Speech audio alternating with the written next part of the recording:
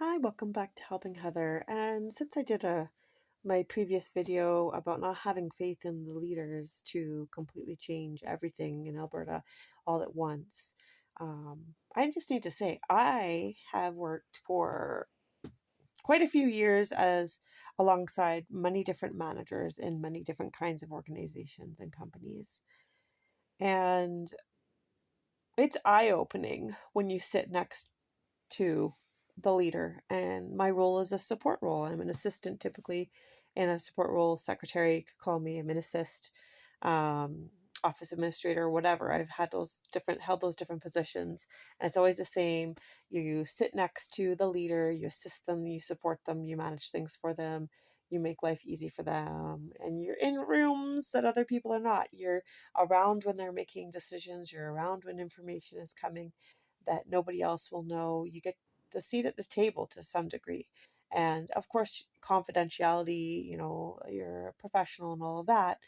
But it's very eye opening to see that, managers don't, leaders, there's, there's no magic pill or button or thing that makes somebody a good leader to make good decisions.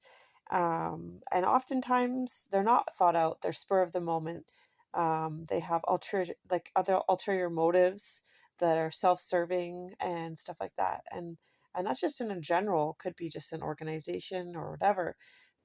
Never mind in government where people are, trading favors for power and things like that. Like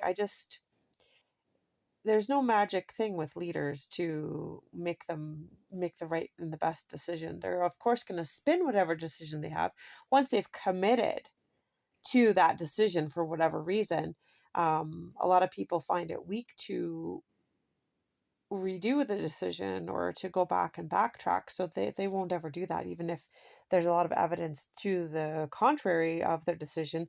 They've committed, and backing down shows weakness. So and one thing is, there is no perfect decision really, but you have to choose a person with a good heart and that's showing you that they're good. And that's really hard to pick in politics, right? Because how do you get to know anybody? You're going off what they've shown you, and that's really it.